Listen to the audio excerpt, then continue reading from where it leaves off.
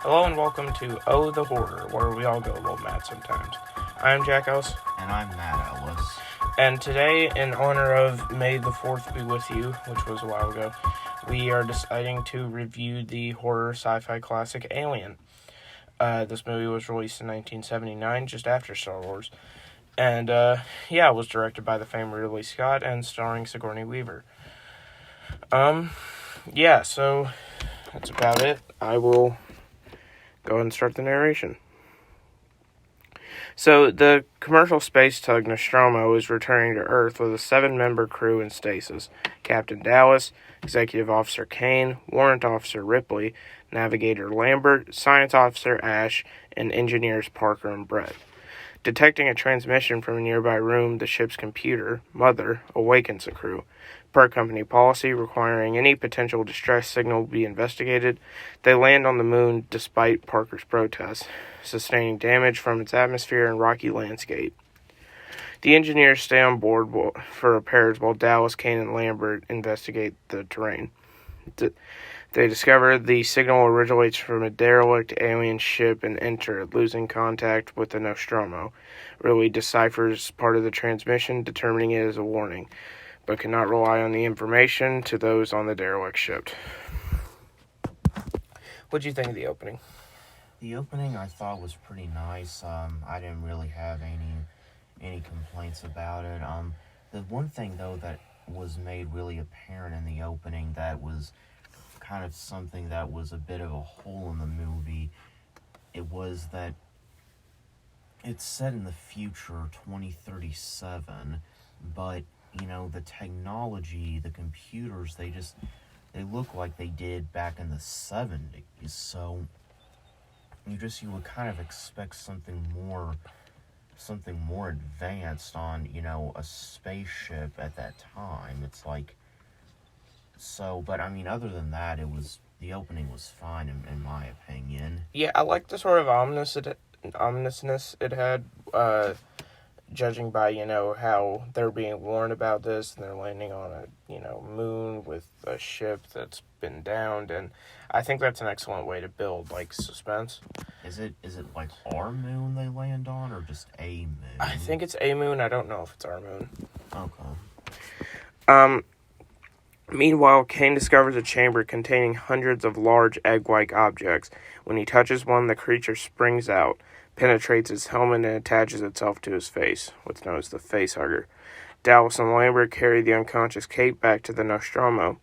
As the acting senior officer, Ripley refuses to let them aboard, citing quarantine regulations, but Ash overrides her decision and lets them inside. Ash attempts to remove the creatures from Kane's face, but stops when he discovers its extremely corrosive acidic blood could hurt Kane and potentially damage the hull. It later freely detaches and is found dead. The ship is partially repaired and the crew continues their journey back to Earth. Kane awakens with some memory loss but seems to be otherwise unharmed. During a final crew meal, before returning to stasis, he suddenly chokes and convulses. A small alien creature bursts from Kane's chest, killing him, and escapes onto the ship, with Ash dissuading the rest from killing it. So I do really like this part of the movie. It has all the great iconography, and I think it does well, again, with establishing suspense. And the facehugger, the eggs, the little alien that crawls out of his chest, all of that is really great, I think, and it's, really well-constructed scenes. So, yeah, that's my opinion. What do you think? I liked it. I thought that it was really well made for that time. It was original, the way they crafted the alien, I think at that time, aliens were really, the only image people really had for aliens were just green or gray things. Yeah, sort of like the Roswell type aliens, yeah.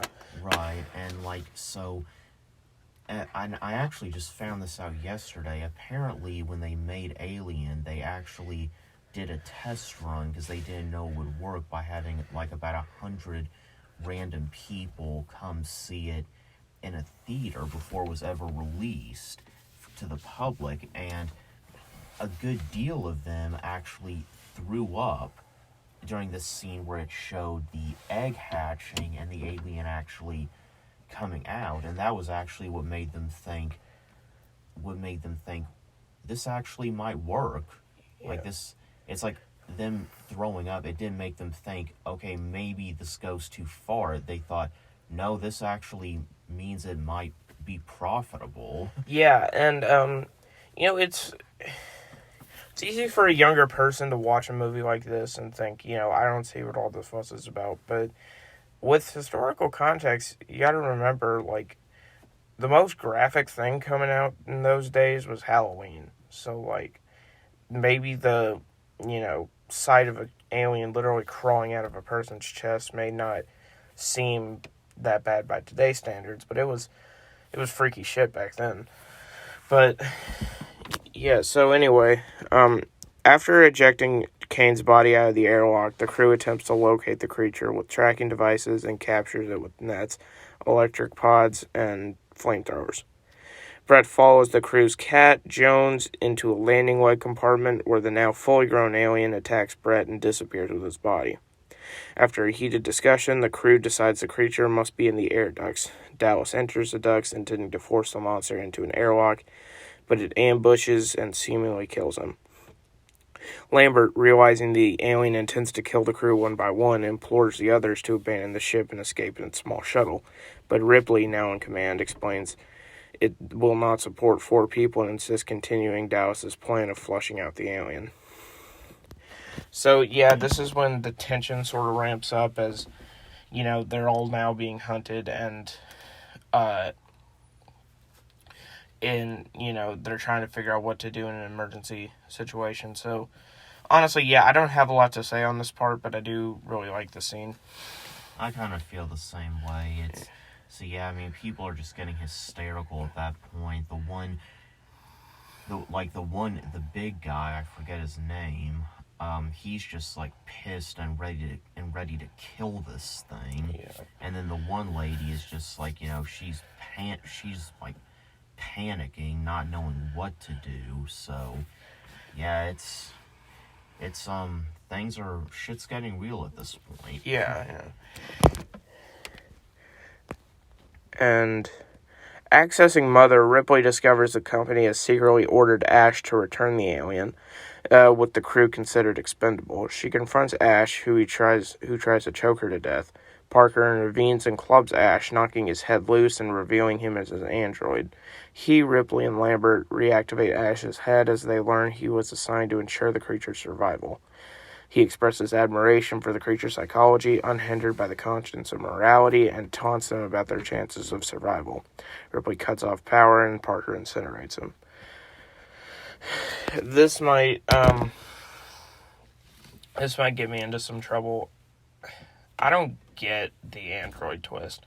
I'm sure there's something symbolic about it on a deeper level that I'm just not seeing, but it just seems so out of place. It seems like the movie wanted to have its cake and eat it too by being both about aliens and cyborgs. And, to that extent, I can respect it, but I just don't think it flowed very well. At that point, it's like, when we find out that they actually were really just like, I don't know, I guess that they were sent on a death trap without even really knowing it. It's like, they were already talking about getting in the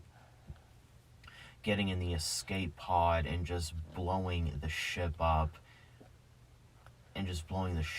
to get away. It's like, at that point, even if they had already killed the alien, that's probably something I would have done. Just saying. Yeah, I understand that, and I like that in this movie, sometimes in a movie with evil aliens and cyborgs, sometimes human beings themselves can be the most evil. And,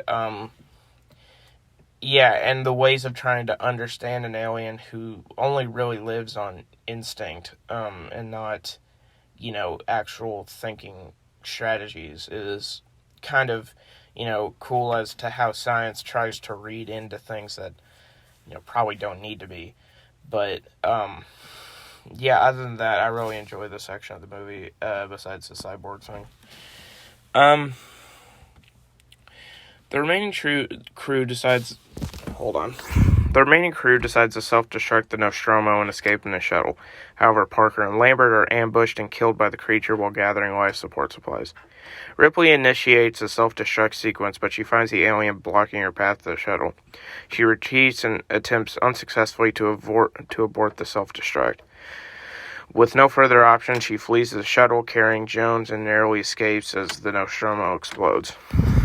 This is the part of the movie where I think the tagline is most, expanded upon. In space, nobody can hear you scream, which is a cool idea, but I really like the tension, because when it gets past all the sci-fi stuff and, all that, it's really a movie that I could see myself liking. It's, Ripley could be fighting anything. She could be fighting, an alien, or she could be fighting Cujo or Michael Myers or what the fuck ever. Because all that really matters is the suspense of the scene and you not knowing what's going to happen. And, yeah, so I really do enjoy this scene. And this part of the movie as a whole. I think it's got great suspense and great tension. What do you think? I like this part of the scene too.